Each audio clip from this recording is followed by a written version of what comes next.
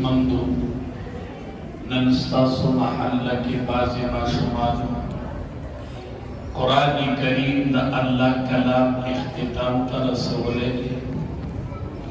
قرآن کریم د الله کلام دی او د آقا فرمان دی او بے شک او بے شبی کتاب. دنیا کې چې څومره کتابونه دي کنه څومره ډیګرۍ دي د قرآن له ډیګرۍ نه علاوه څوک چې ډیګري والي نو ډکې شک وی نوکري به پې میلاو شي او که نه که دغه شک یې ختم شي او نوکري ورته میلاو شي او غټ افسر شي نو چې کیني که نه یوازې شي او ځان به شي نو چې دا ډیګري به مې قبر کې خلاص کړي او که نه دا ډیګري به مې تله د میزان خوا ته په کار شي او که نه نو بیا شکي شي وی دا ډیګري خو هلته کار نه کوي دا ډیګري خو قبر کې کار نه کوي دنیا کې خو مې په کار روان دی خو قبر کې خو بیا کار نه دا واحد یوه ډیګري ده د قرآن چې دا کم ماشوم حاصله کړله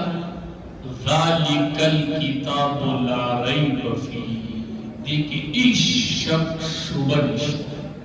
نه دنیا کې او نه قبر کې او نه په میزان کې او نه په محشر کې دا بې شکه دی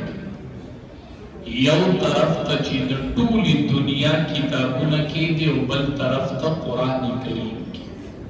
فضل کلام الله تعالی علی سائر الکلام کفضل الله تعالی علی خلقه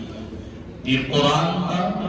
په نورو ټولو کتابونو دومره فضیلت حاصل دی لکه د الله ذات ته چې په مخلوق فضیلت حاصل